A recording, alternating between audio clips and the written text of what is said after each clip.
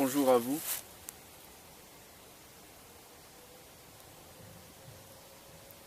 Voulez-vous que nous parlions d'un sujet ou d'un autre?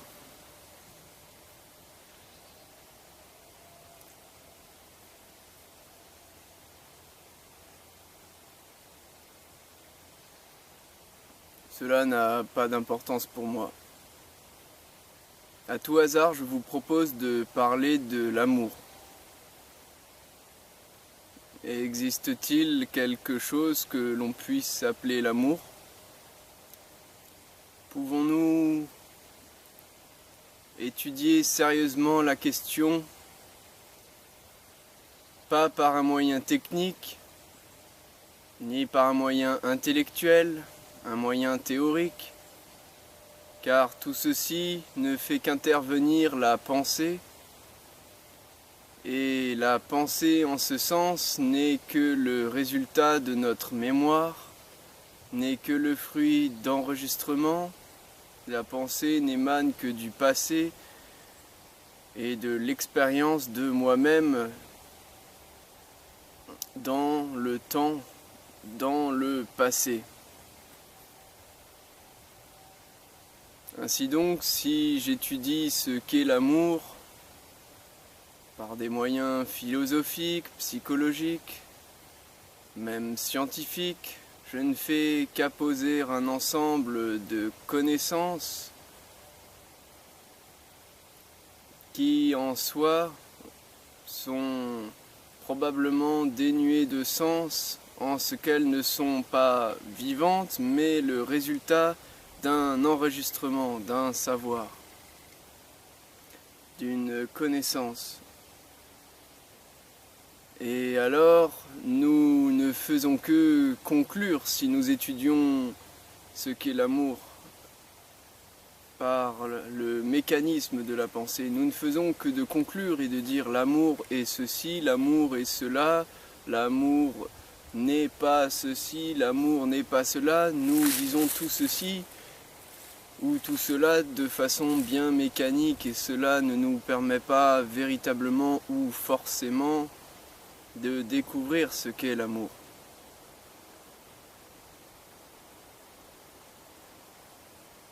Ainsi, je vous propose d'explorer de manière approfondie ce qu'est l'amour.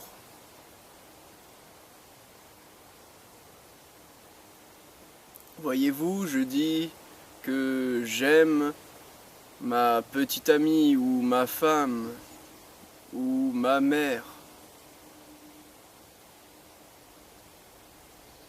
Je dis que j'aime ma femme parce que cela a beaucoup d'importance pour moi.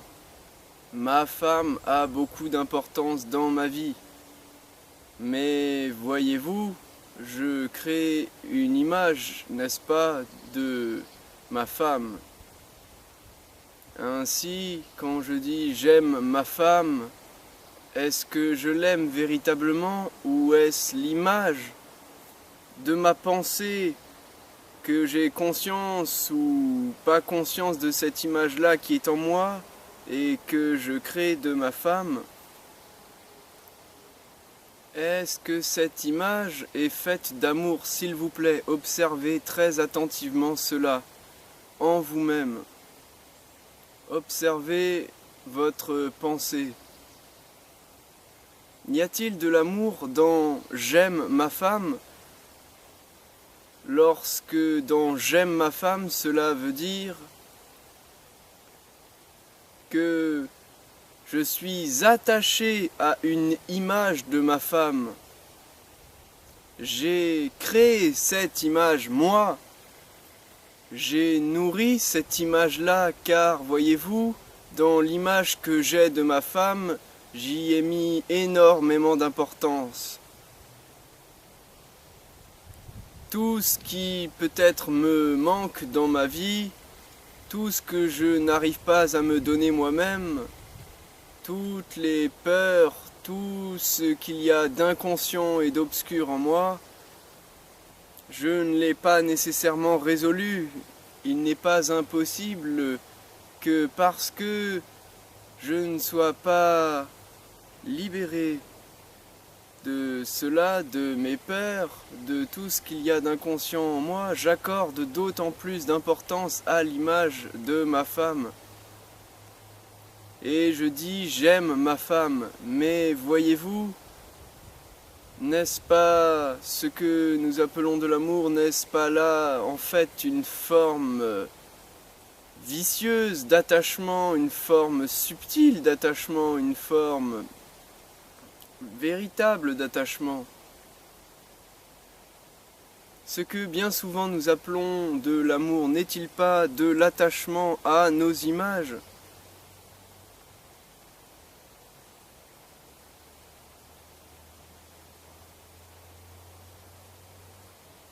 Si je dis que j'aime ma femme, mais que j'ai une image d'elle, voyez-vous, elle a beau être en face de moi, si c'est une image que j'ai d'elle, nourrie par le passé, par les expériences que nous avons vécues ensemble, les bons moments que nous avons vécus ensemble, et que cela a tellement d'importance pour moi, est-ce que je suis capable d'aimer ma femme là maintenant, de découvrir ce qu'est l'amour, ou est-ce que j'aime mon image ?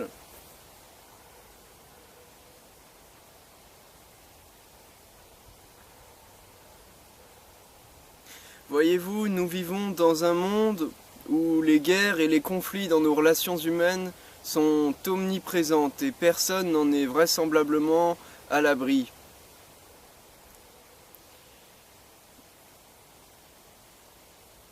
Voyez-vous, si l'amour existe, je doute très sincèrement qu'il puisse y avoir conflit dans l'amour. Car il semble tout à fait vraisemblable que là où il y ait amour véritable, il n'y a pas d'image. Voyez-vous, la plupart des êtres humains créent des images. Ils créent des images de ce qu'ils croient être, car ils ont été éduqués, conditionnés, ils ont accepté depuis tout petit de croire à toutes sortes de choses sur eux-mêmes, sur la vie. Ils croient tous, pour la plupart en tout cas, qu'ils doivent devenir quelqu'un, quelque chose, car ne pas devenir quelqu'un ou ne pas devenir quelque chose semble inenvisageable pour la plupart d'entre nous. Nous sommes prisonniers depuis tout petit dans notre cerveau, dans le fonctionnement que nous avons de notre cerveau qui est en recherche tout le temps d'une image de nous-mêmes. Et ainsi, nous plaçons l'amour dans toutes sortes de choses. Je peux dire que j'aime la musique, j'aime me promener en forêt, j'aime ma femme, mais s'il vous plaît, analysez non pas vous avec votre théorie, moi avec la mienne, car nous n'avançons à rien en ce sens. Explorons la chose ensemble de manière approfondie. Pouvez-vous voir aussi clairement que je vois qu'il n'y a aucun amour dans les images que nous créons, que nous projetons dans notre pensée ?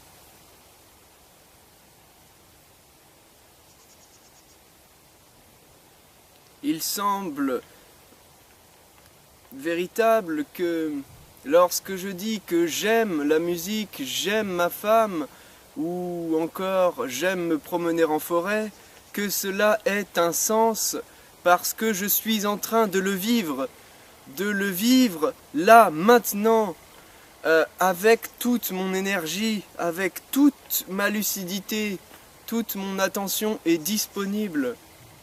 Je ne suis pas prisonnier dans le passé, c'est-à-dire mon énergie ne se disperse pas en entretenant dans mon cerveau, dans ma mémoire, dans mes cellules, toutes sortes d'images dans lesquelles je suis condamné, obligé, conditionné de m'aimer ou d'aimer les choses extérieures à moi à travers des images.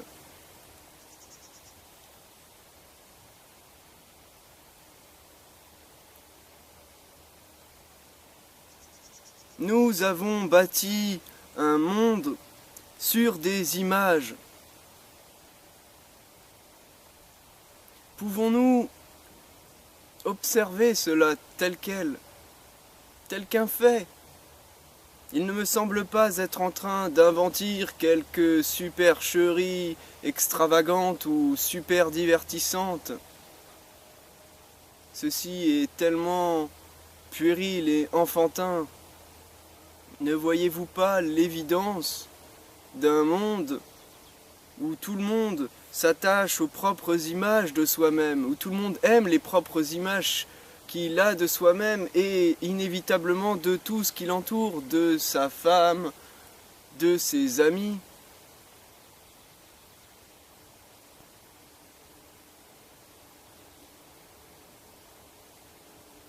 L'attachement nous enferme, n'est-ce pas? Il n'y a vraisemblablement aucune liberté dans l'attachement. Nous essayons, lorsque nous sommes attachés, de contrôler les choses, c'est-à-dire d'essayer de les rendre cohérentes avec notre propre image de nous-mêmes. Nous essayons de faire coordonner le monde extérieur avec ce que nous avons créé en image intérieurement en nous. Et cela nous emprisonne chacun dans notre propre réalité. Or, il me semble tout à fait sensé de dire qu'il y ait une réalité possible où peut-être se trouve ce que nous pouvons appeler l'amour et où nous pouvons découvrir incessamment et vivre incessamment ce qu'est l'amour. Et cette réalité n'est pas dans l'attachement, mais bien en dehors des images que nous avons de nous-mêmes et du monde qui nous entoure.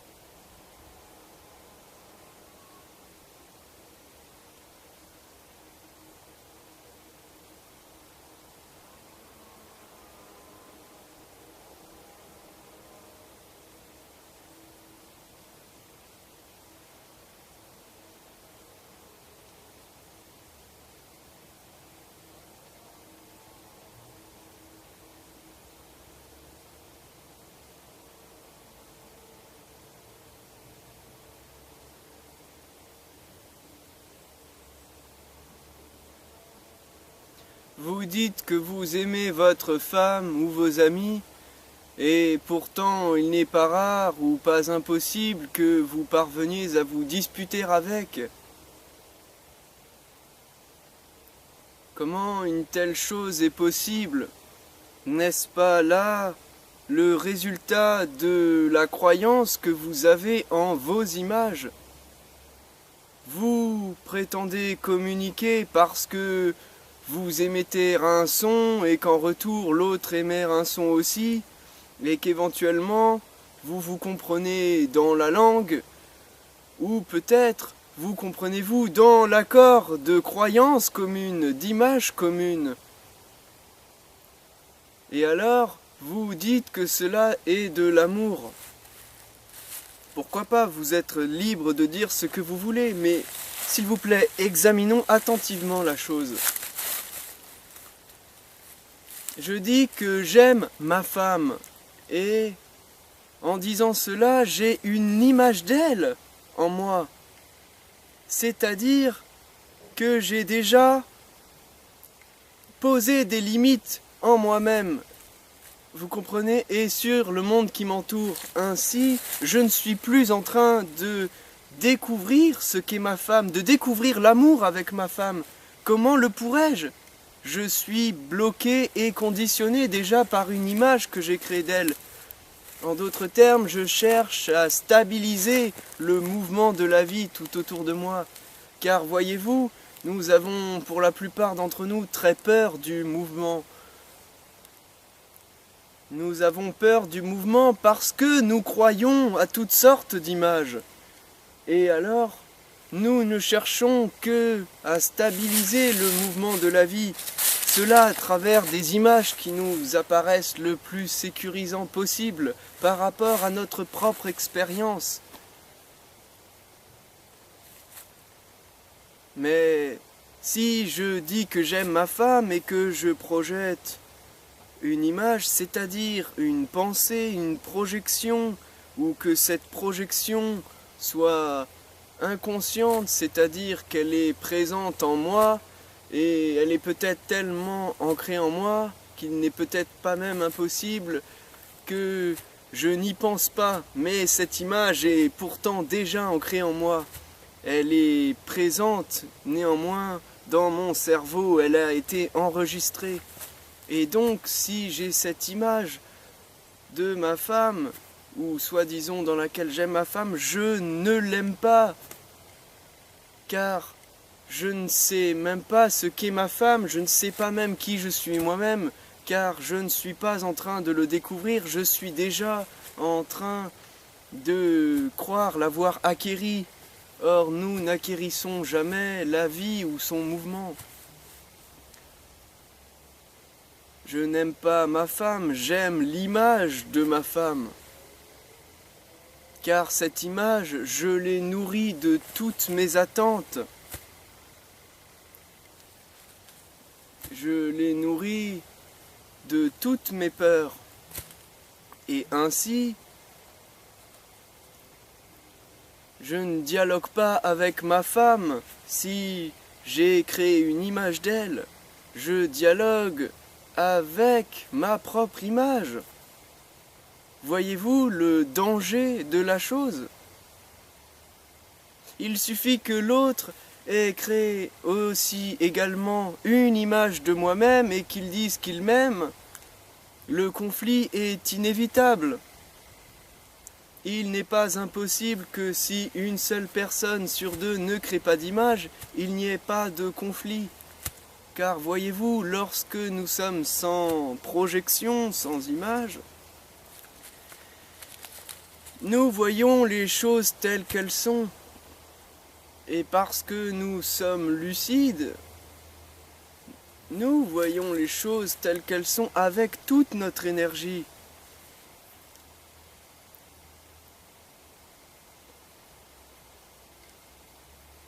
Dès lors, il semble vraisemblable que nous ne cherchions pas à nous attacher ou à nous enfermer dans quelque image, car justement nous sommes sans croyance, nous sommes déconditionnés et sans image.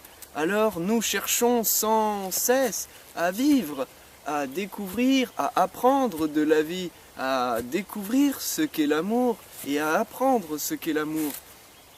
Mais il semble que nous ne puissions pas faire cela lorsque nous sommes sous l'impulsion de nos images. Et tous les conflits qui ont lieu dans le monde ne naissent que parce que il y a ces images auxquelles nous sommes profondément attachés.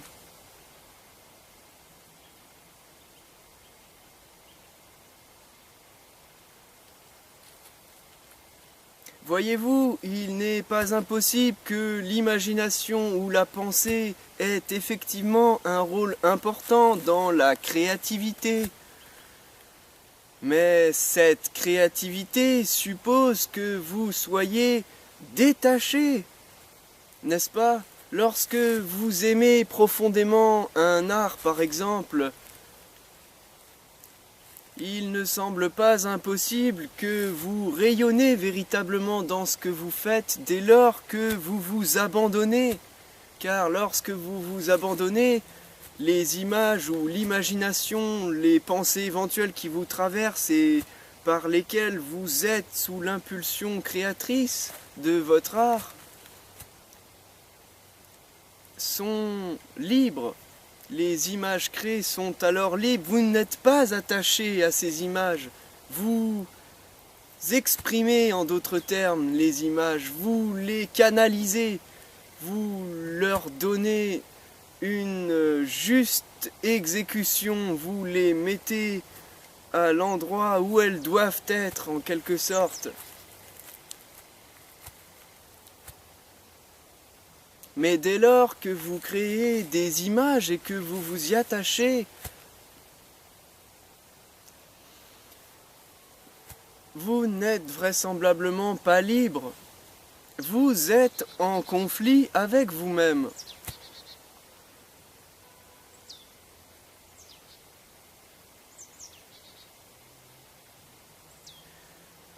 Les images dans le monde sont ce qui a donné lieu à toute forme d'organisation religieuse, politique, associative. Je ne remets pas en question tout cela. Je n'interdis pas ou n'évoque pas même l'interdiction d'adhérer à une association, à une religion, à un parti politique. Cela n'a rien à voir. Ce n'est pas ce dont j'essaye de dialoguer avec vous. Je vous invite à observer que tout ce que nous bâtissons, pour la plupart d'entre nous, s'effectue par la croyance en des images. Or, le danger dans l'image résulte en ce qu'elle émane de notre propre expérience limitée, de notre propre souvenir de nous-mêmes.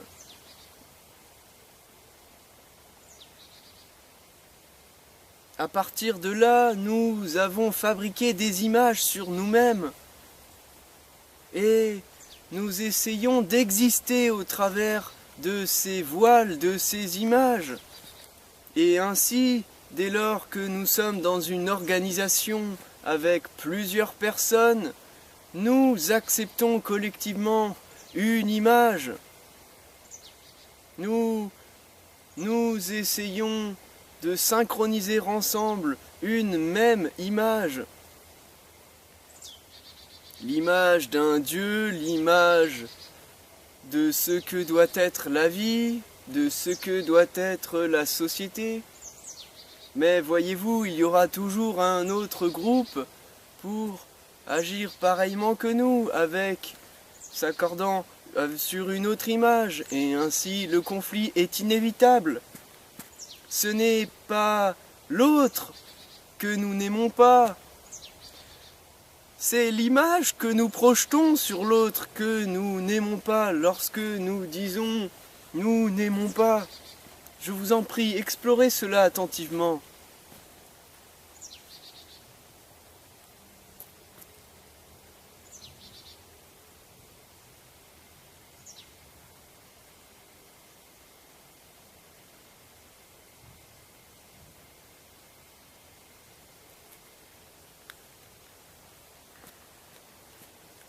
Pourquoi vous attachez-vous aux images que vous avez de vous-même? Ne pouvez-vous pas être musicien ou dire je suis musicien sans être attaché à l'image que cela représente pour vous, toute l'importance que vous y mettez?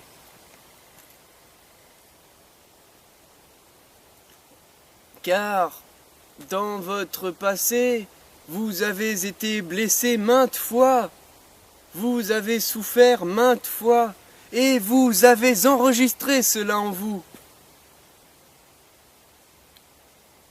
Ainsi, peut-être ai-je dans mon enfance été frappé avec des bâtons, je ne sais pas, et parce que je croise un homme qui se sert d'un bâton, je crée une image de cet homme, je dis « je n'aime pas cet homme ». Voyez-vous l'absurdité de la chose? Et je fais cela pour me sécuriser, car voyez-vous, en voyant cet homme, surgit dans mes cellules, dans ma pensée, consciemment ou inconsciemment, la réaction de la mémoire. Donc dans ma pensée, ma mémoire réagit et ma mémoire a enregistré la blessure et c'est la blessure qui essaye de s'analyser dans le bâton que porte cet homme et ainsi je ne me sens pas en sécurité. Donc par sécurité et par automatisme, car depuis tellement longtemps l'homme est habitué à fonctionner ainsi, à se sécuriser, à s'oublier dans les images de lui-même.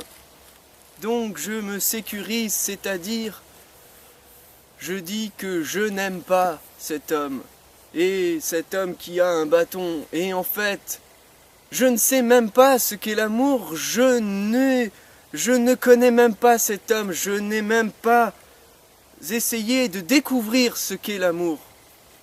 Car l'amour semble être une énergie expansive qui n'arrête jamais de croître. Il semble vraisemblable qu'il ne soit pas impossible que l'amour n'ait pas de limite, car l'amour n'est pas une image. Peut-être ai-je tort en effet, mais je vous invite sincèrement à l'explorer. Il me semble tout à fait sensé et véritable de dire que l'amour n'est pas les images. Si je projette une image dans laquelle je n'aime pas cet homme-là, avec son bâton, n'est-ce pas un formidable mensonge que je fais à moi-même et au monde entier qui m'entoure? Il n'y a aucune vérité dans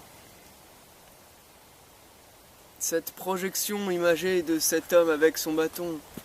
Lorsque je dis que je ne l'aime pas, il y a dans cette image-là tout ce que moi j'y mets, uniquement ce que moi j'y mets. Cette image est en moi.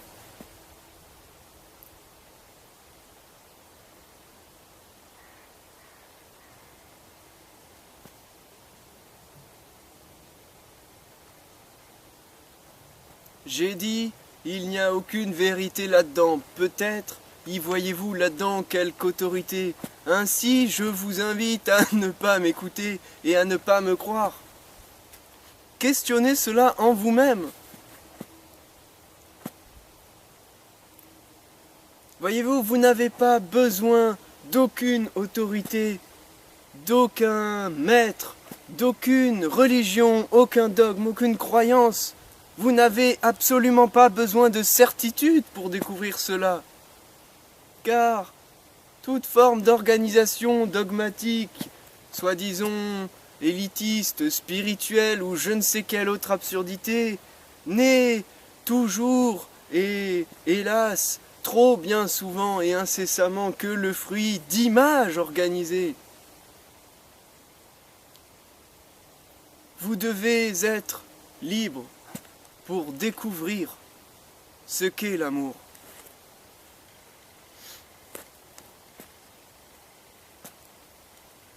Lorsque je dis que je n'aime pas cet homme avec son bâton, parce que cela me blesse de voir un bâton, je me souviens que j'ai été frappé avec un bâton. Est-il possible de dépasser cette image-là en moi? Je crois que oui, je crois que dès lors que nous avons une réaction en nous, nous pouvons la dépasser lorsque nous avons une réaction conditionnée, c'est-à-dire une image qui cherche à nous emprisonner. Mais cela demande une grande attention dans l'instant présent, une grande et une constante vigilance, non pas basée sur l'effort, mais sur votre profonde aspiration à découvrir ce qu'est la vie, à la vivre, à la comprendre, à être libre, pas derrière une image. Ne pas à chercher à s'aventurer dans la vie à travers une image, soit même si cette image correspond à ce que vous voulez que la vie soit, car dès lors ce n'est à nouveau qu'une image, pas même derrière ce qui vous semble indispensable pour vous aventurer dans la vie, car ce n'est encore qu'une image, vous portez des images.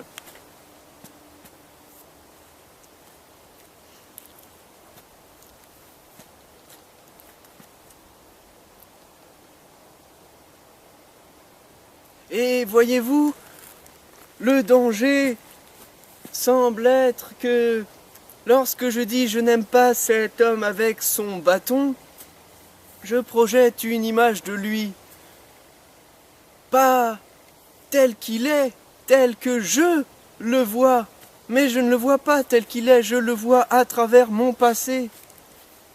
Et peut-être si une autre personne est à côté de moi, admettons que cette personne est également une image de moi-même et que je me dis ami avec elle. Je suis ami avec cette troisième personne car cette personne-là et moi avons vécu de très bons moments ensemble. Donc nous sommes très bons amis. Mais cette amitié n'est pas forcément de l'amour là maintenant si dans notre relation nous nous voyons à travers l'importance de l'image que nous avons accordée mutuellement l'un à l'autre. Et alors, cette personne-là attache par exemple beaucoup d'importance à moi, voyez-vous. Je lui ai souvent dit quoi faire, je lui ai souvent dit où aller et comment envisager les choses. Elle n'est donc pas indépendante, elle est dépendante, pas de moi-même, mais de l'image qu'elle a de moi-même, de l'importance qu'elle relègue dans ce que je représente pour elle. Ce n'est pas moi dans son image. L'image est morte en soi. Je vous en prie. Bon sang. Ainsi donc, si je suis une image pour cette personne avec beaucoup d'importance, et peut-être ai-je conscience de l'importance que je représente pour cette personne-là, alors je lui fais part de ce que je n'aime pas et je dis « Oh, cet homme-là avec son bâton, je ne l'aime pas !» Et voyez-vous, comme également j'ai accordé une importance à l'image que j'ai de mon ami, c'est-à-dire que lui dépend de moi car je me sens exister en lui disant quoi faire, et lui me donne, excusez-moi, je lui donne également de l'importance puisque j'ai besoin aussi de lui pour qu'il me donne l'image d'une importance de moi-même, vous comprenez ? Et ainsi,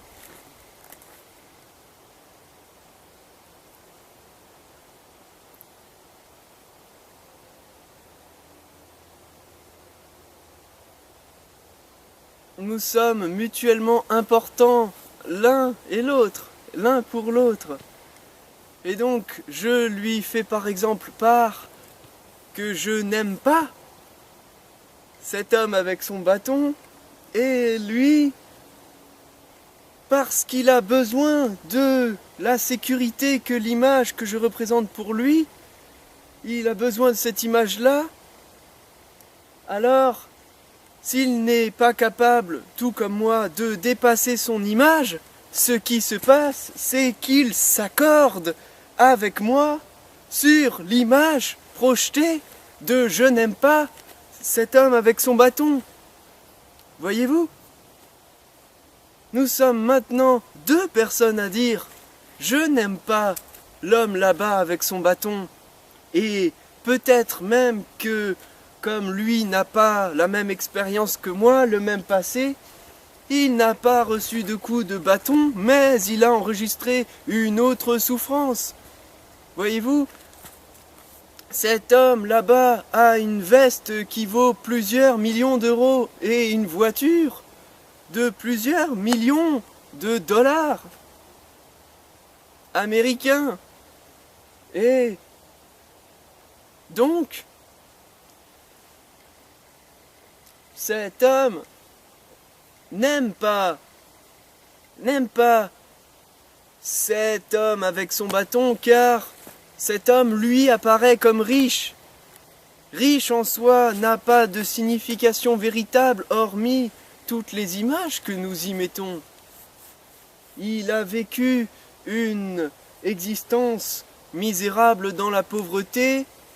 Mon ami a été dans la souffrance de la pauvreté et il a été malmené, maltraité par des gens riches, des gens qui physiquement ressemblaient à cet homme-là, avaient des voitures qui valaient très cher, avaient des vestes qui valaient très cher. Mais cela n'est qu'une image.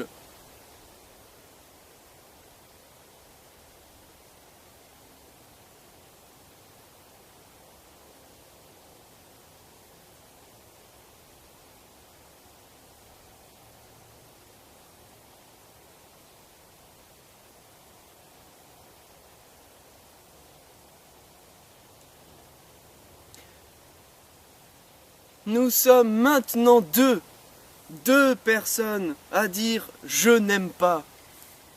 Nous n'aimons pas, nous nous sommes accordés ensemble dans une image, une idée commune que nous n'aimons pas cet homme-là.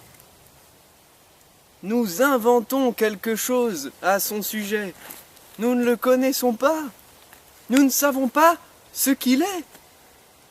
Comment il est.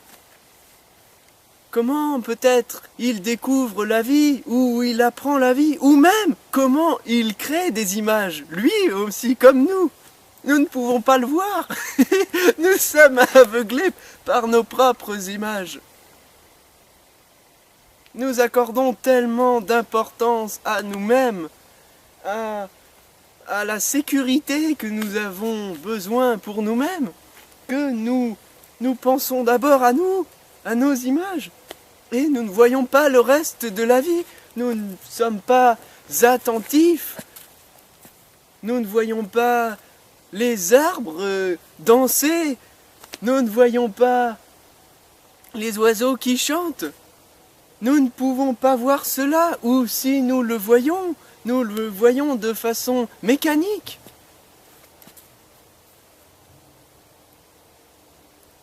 Car cela ne nous apporte rien, n'est-ce pas ?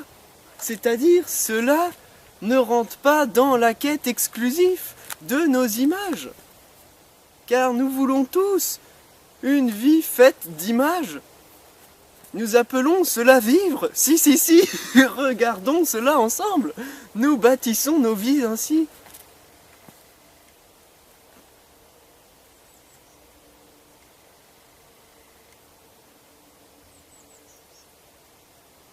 Nous appelons cela l'amour peut-être.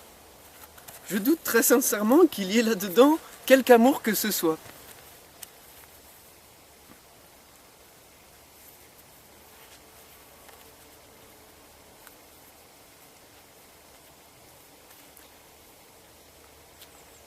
Car nous vivons dans un monde fait de conflits multiples.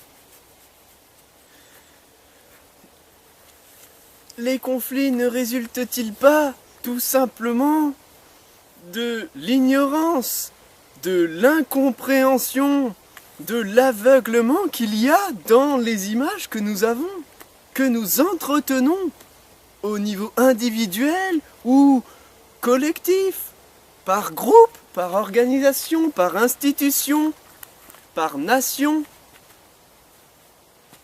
Ceci est tellement absurde.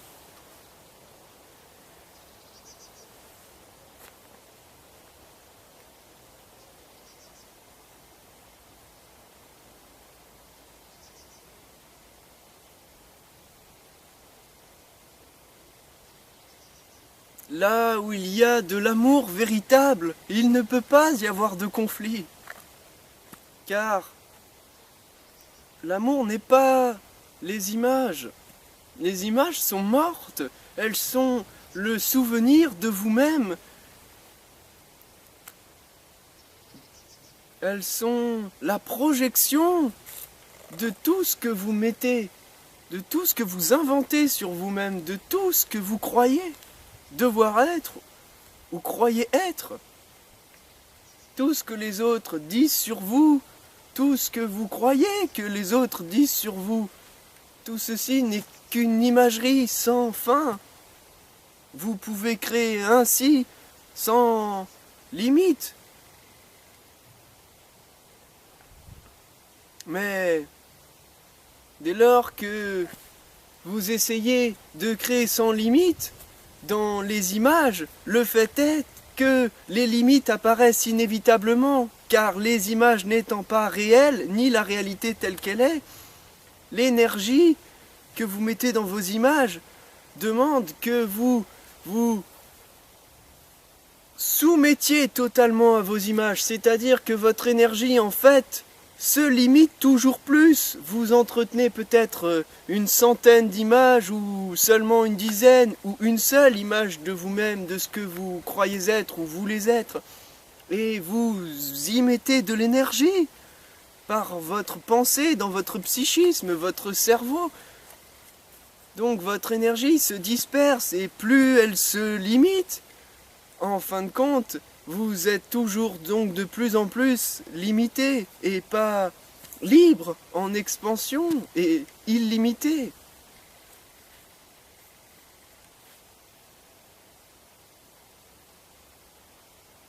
Vous pouvez donc créer l'image que vous êtes illimité, parce que vous avez créé toutes les images qui vous procurent sécurité, c'est-à-dire tout ce que vous dites, tout ce que vous croyez aimer.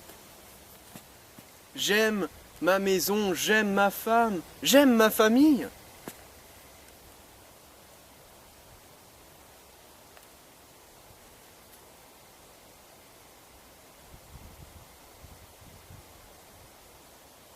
Les aimez-vous vraiment? Ou aimez-vous les images que vous avez créées de tout cela? De votre femme, de votre famille, de vos amis?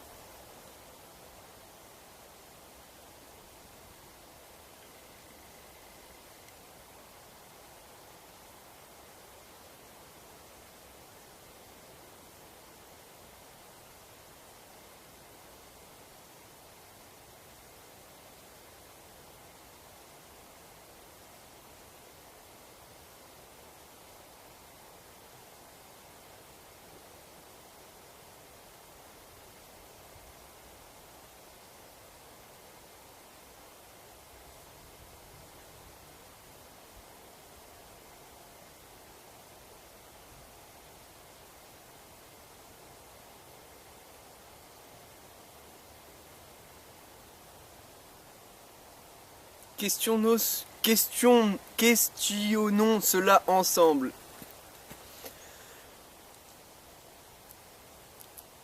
Que se cache-t-il derrière tout cela? Pourquoi créons-nous des images? N'est-ce pas? Si nous...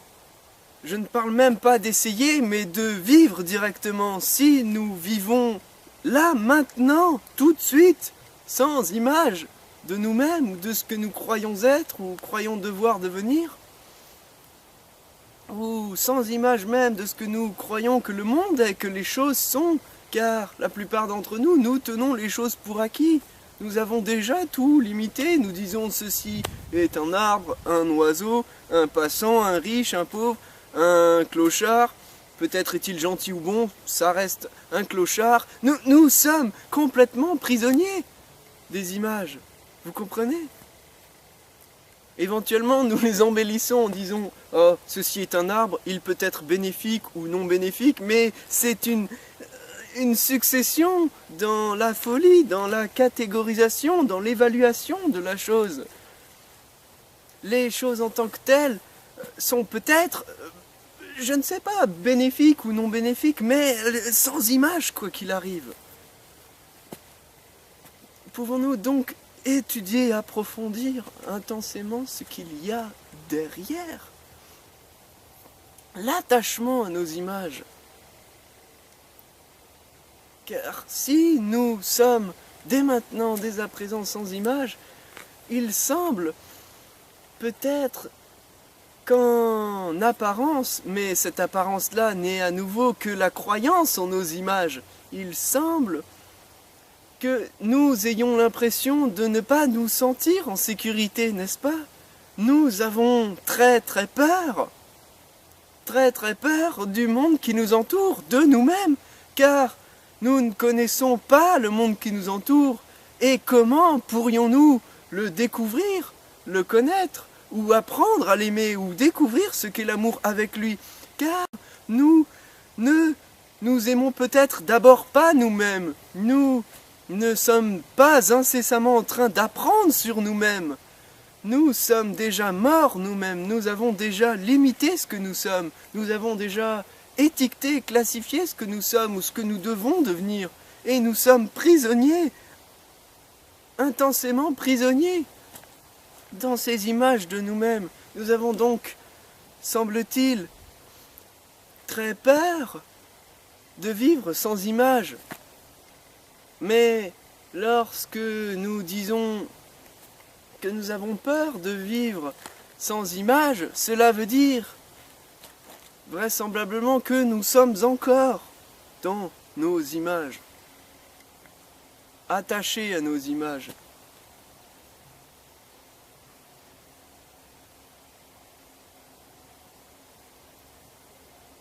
Et ce qui est drôle, c'est que certaines personnes disent ou demandent « Oui, mais si j'arrête de vivre avec mes images, le monde entier continue de vivre avec ses images. Cela fait d'autant plus peur. » Mais voyez-vous, cette folie collective que nous avons de vivre en tant qu'espèce humaine derrière des images, n'est-ce pas cela en partie ou tout au moins qui est peut-être directement lié à l'énergie de la peur? La peur ne n'est-elle pas... Je ne parle pas d'une peur, comment dire, il y a, semble-t-il, dans l'espèce humaine des peurs pratiques. Par exemple, il semble que lorsque je sois très très haut et que je me penche en bas d'un immeuble pour regarder, eh bien, j'ai comme une énergie de peur qui se manifeste, mais celle-ci semble, par peut-être évolution de l'espèce humaine, comme un réflexe que nous avons acquis évolutivement, semble me prévenir du danger. Donc cette peur semble être tout simplement pratique, ou alors un sanglier sur le chemin semble ne pas apprécier ma présence et une énergie de peur se manifeste en moi, et donc je sens qu'il est peut-être souhaitable de passer par là au lieu d'aller droit sur lui.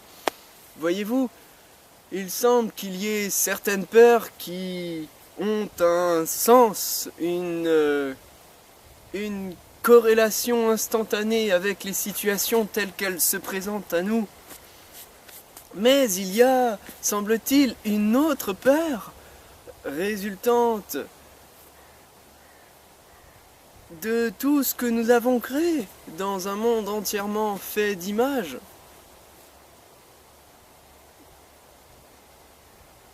Et si nous voulons découvrir ce qu'est l'amour, nous devons être sans peur, sans image. Cela ne veut pas dire qu'éventuellement nous pouvons détruire la peur, mais nous y faisons face. C'est-à-dire que la peur, dès lors que nous n'attachons plus d'importance à nos images, que nous ne croyons plus en nos images, nous sommes alors entièrement disponibles, toute notre énergie est là, et nous sommes totalement vivants pour faire face à l'énergie de la peur qui nous entoure. Et comme je disais avant, nous pouvons approfondir cela si vous voulez. Il semble que la peur soit peut-être le fruit des images que nous créons chacun individuellement.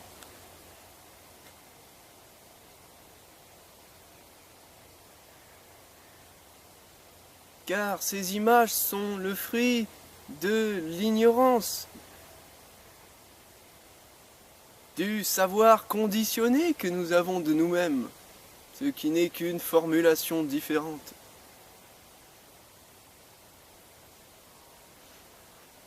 Je ne dis pas que nous sommes stupides. Je ne dis pas non plus que nous sommes stupides durablement. J'observe simplement la stupidité dans l'attachement à des images.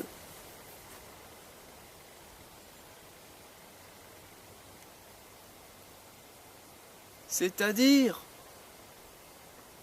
dans l'abandon de ce que nous sommes véritablement.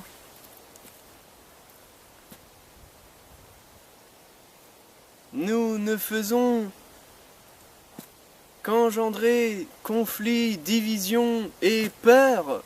Nous faisons croître la peur parce que nous avons toujours plus d'images de nous-mêmes. Et pour nous sortir de cela, la plupart du temps, lorsque nous voulons chercher le bonheur, la paix, la vérité, nous le faisons par des images une fois de plus.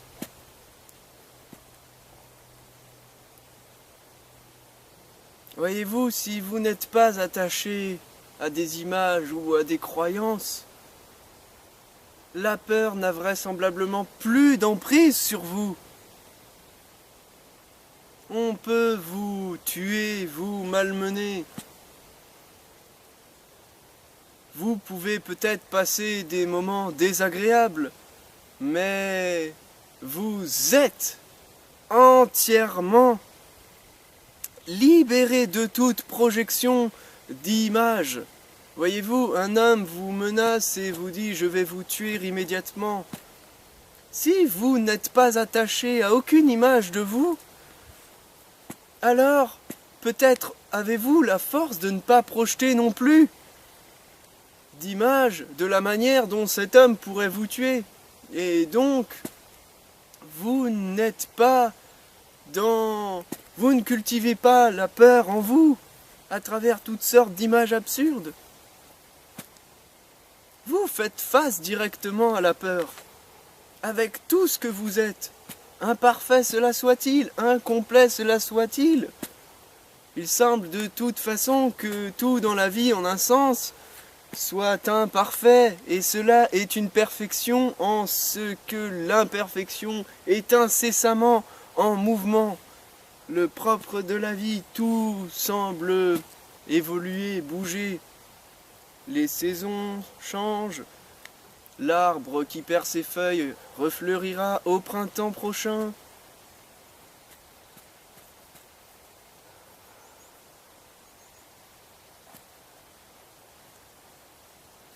Les Pokémon évoluent en des formes diverses.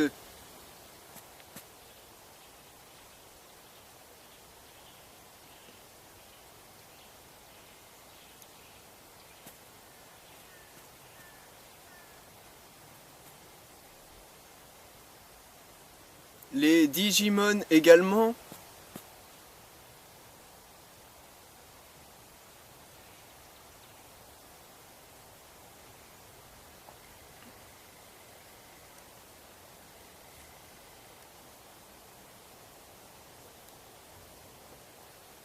Même l'être humain est soumis à cette évolution. Voyez-vous, au cours de la vie, certaines cellules meurent et d'autres sont remplacées.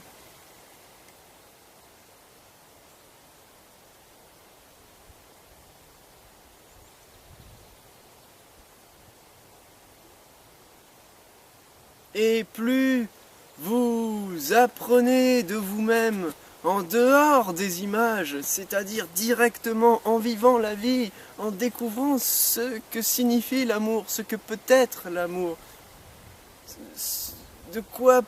en quoi peut-il consister, quel est son mouvement?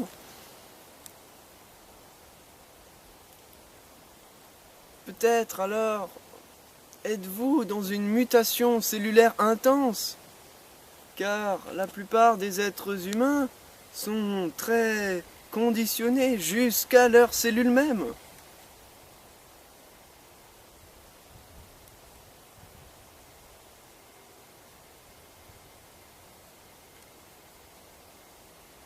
Mais les cellules, tout comme l'idée que nous avons de nous-mêmes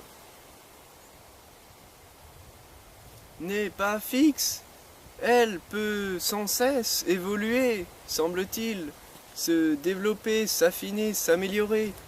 Mais pas tant que cette idée reste au niveau de la pensée, de la croyance, de l'image. C'est-à-dire que notre image de nous-mêmes, notre projection de nous-mêmes doit devenir vivante. Et pour cela, elle doit mourir.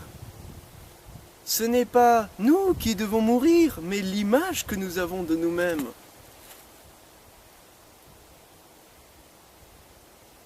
Et alors, si l'image meurt, nous sommes pleins de vie. Nous sommes complètement entiers et nous sommes en train de découvrir la vie, là, tout de suite.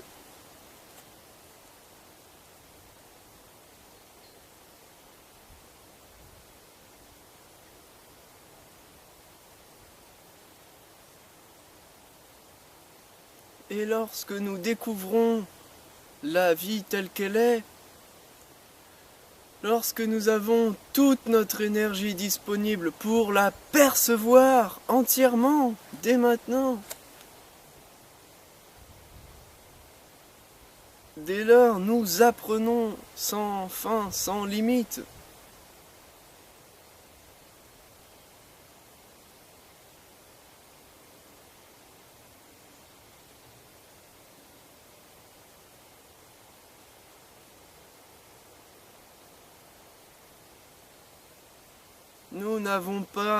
Nous n'avons plus l'esprit destructeur, car nous sommes attentifs. Nous ne projetons pas d'image sur ce qui nous entoure. Et il semble qu'en tant qu'être humain, nous avons une attention particulièrement portée sur ce qui nous entoure sans image.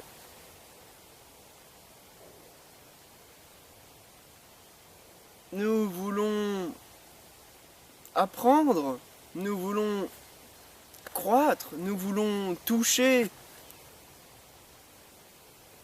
nous voulons sentir.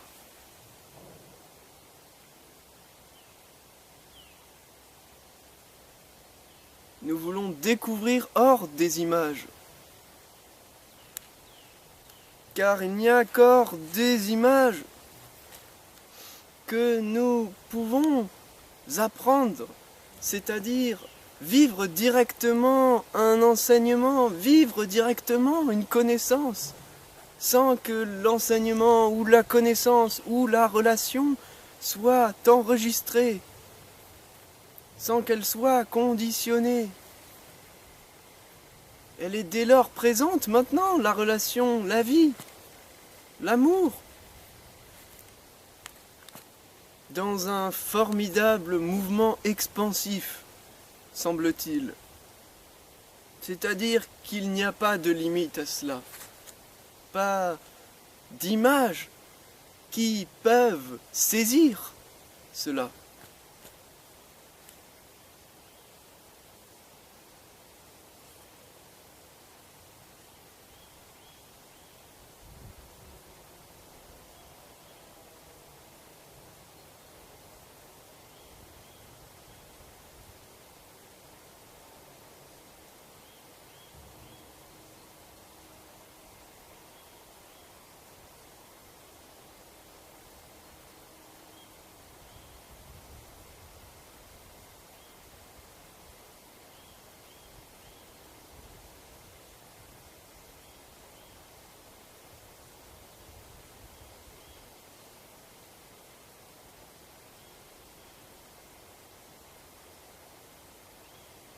Si vous voulez continuer à créer un monde où réside le conflit, cela ne tient qu'à vous. Il suffit de continuer à inventer des images sur vous et sur ce que vous croyez que le monde est. Mais voyez-vous, tous les conflits ou les disputes humaines ne résultent que de cette aveuglement, de cette incapacité de voir les choses telles qu'elles sont. Je ne condamne pas cela, je ne condamne pas l'homme, car j'observe l'homme dans tout ce qu'il est en tant que tel. Et très certainement, l'homme a souffert, l'homme a vécu, l'homme a traversé bien des épreuves. Peut-être même il en traverse encore.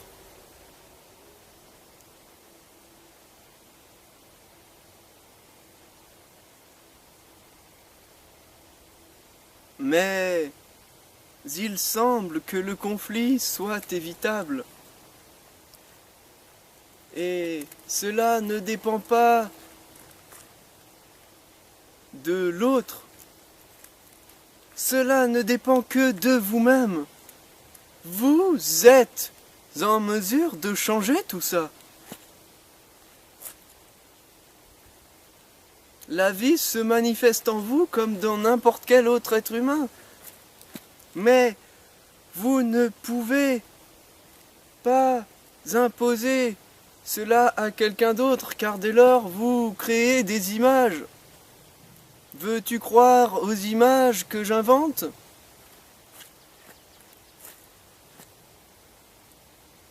Je vous en prie, examinez attentivement la chose.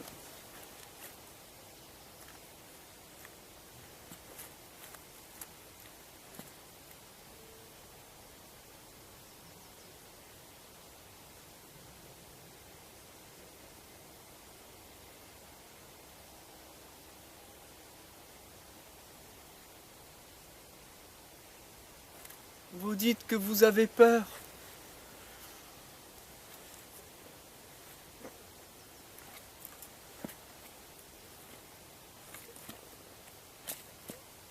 Prenez vraiment le temps, respirez profondément, observez cette peur en vous.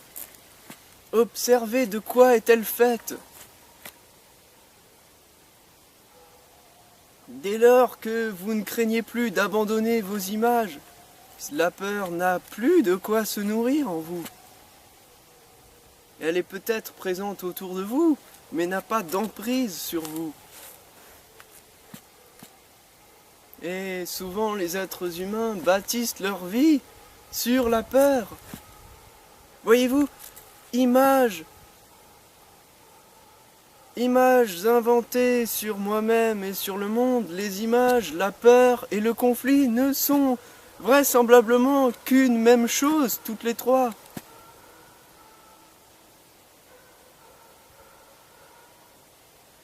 Sans images, il n'y a pas de peur. Sans peur, il n'y a pas de conflit. Et le conflit existe grâce à la peur et aux images, aussi bien que la peur existe grâce aux images et à la peur. Les images existent par le conflit et la peur également.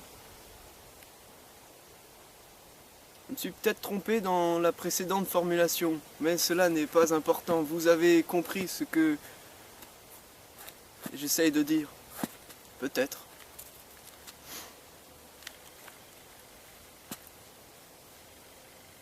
C'est à vous de voir et de persévérer dans cette question.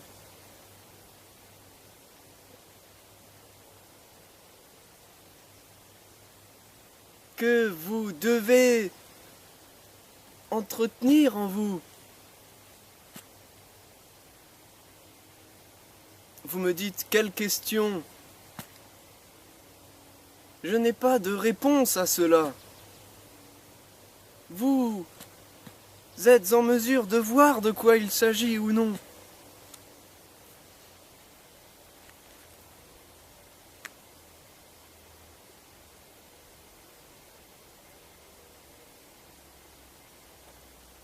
Ne voyez-vous pas le conflit inévitable si vous vivez avec des images? Car l'autre fait comme vous, il vit aussi avec des images. Et le problème de la peur va de pair.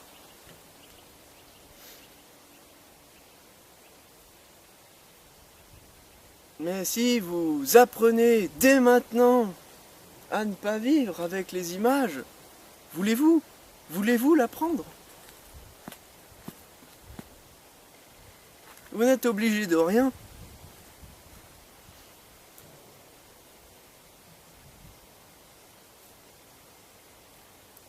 Si vous apprenez dès maintenant à vivre sans images,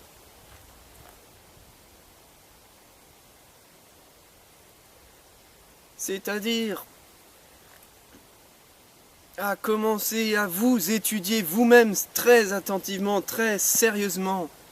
Vous pouvez rire, bien entendu, mais cela demande un sérieux, pas un sérieux mécanique, un sérieux entier de tout votre être, de toute votre force de vie.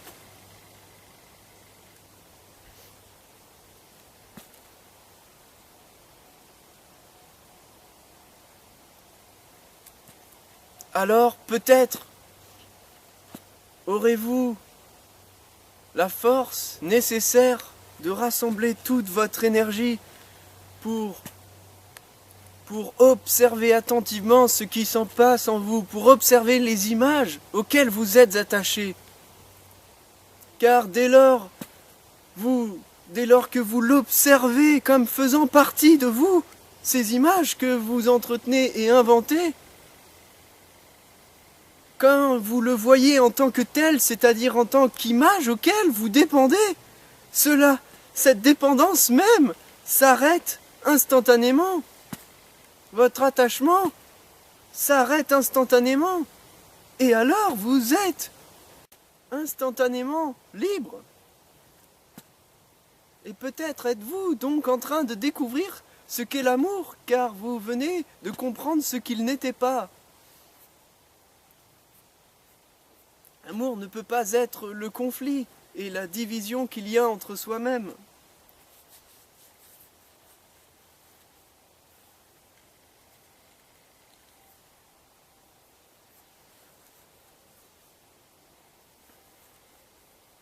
Car lorsque il y a ce que je suis, il y a division. Et quand il y a division, il y a conflit. Si vous changez la division en vous-même, en union, c'est-à-dire en acceptant intégralement, en reconnaissant toutes les images en vous, il n'y a alors pas de conflit. Mais cela suppose que vous le voyez directement et pas à travers un processus technique, mécanique ou artificiel, théorique, spirituel ou je ne sais quelle absurdité, religieux, politique. Vous examinez directement la chose. Dès lors, vous changez vous-même, vous changez votre manière d'être, votre manière de penser, car vous comprenez que cela vous enferme. Vous voyez l'enfermement, vous voyez le danger d'être attaché à des images que ça représente dans les relations avec les autres, car vous voyez le conflit. Vous voyez que cela engendre le conflit. Et si vous changez cela en vous, vous changez le monde entier. Parce que la société, comme nous avons coutume d'en parler, en disant la société, il faut changer ceci en politique, il faut réformer cela. Tout ceci n'est qu'un ensemble d'images également. La société n'est vraisemblablement pas le fruit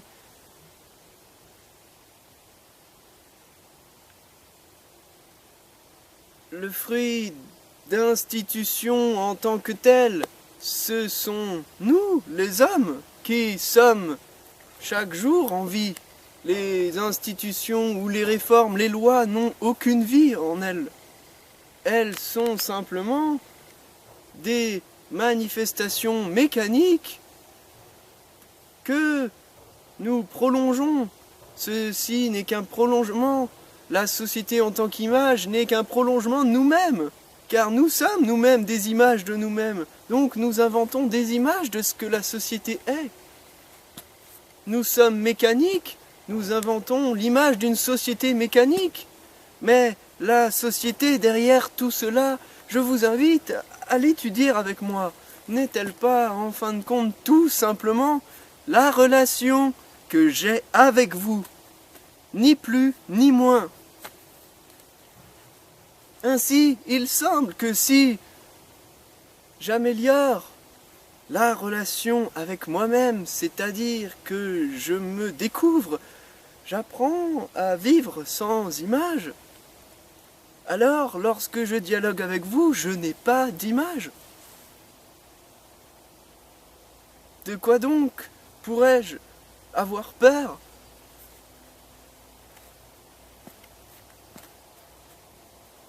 Je n'ai pas d'image, donc je ne peux plus ou ne peux pas engendrer de conflit.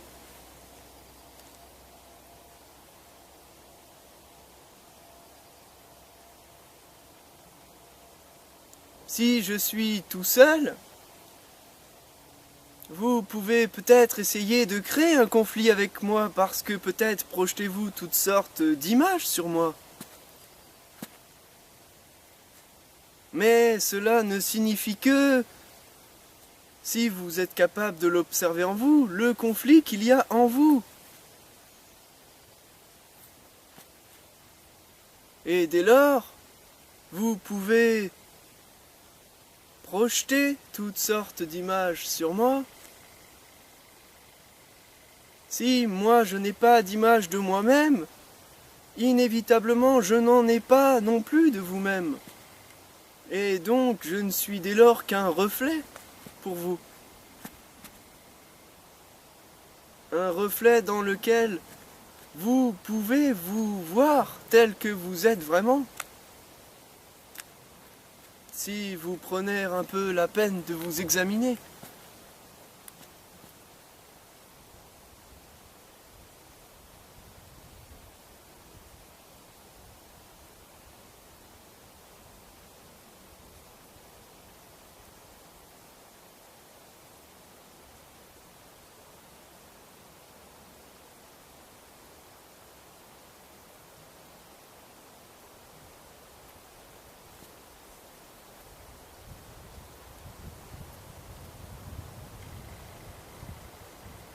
La société, comme nous aimons l'appeler avec toutes les images que nous y mettons,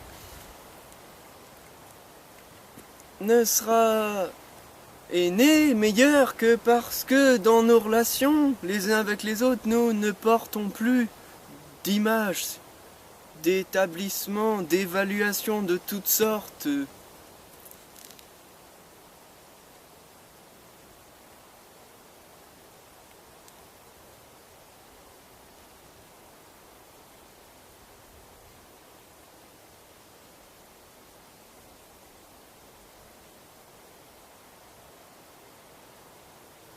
Car dès lors que nous ne sommes plus esclaves du passé, des lois, des images, des conditionnements, nous sommes tellement vivants et nous ne cherchons pas à enfermer cette vie derrière des images. Nous voulons vivre toujours plus.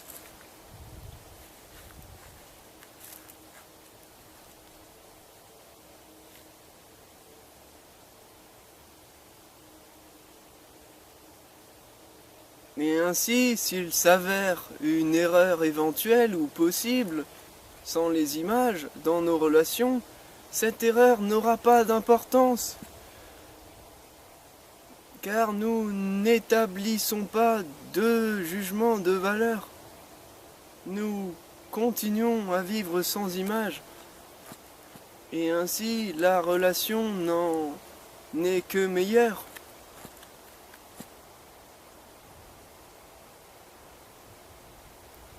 La société ne change véritablement que comme cela. Tout autre moyen n'est qu'un artifice. Je vous invite à le découvrir avec moi. N'acceptez pas bêtement ce que je dis. Peut-être dis-je des choses absolument fausses. Je ne sais pas, je n'ai pas tout à fait de certitude.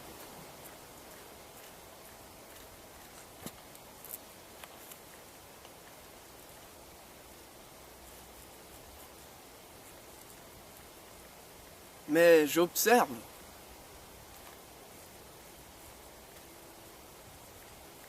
J'observe en moi le jeu absurde des images.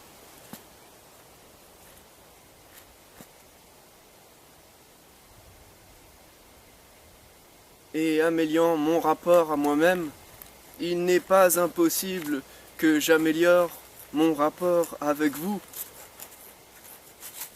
avec le monde et la société dans son ensemble.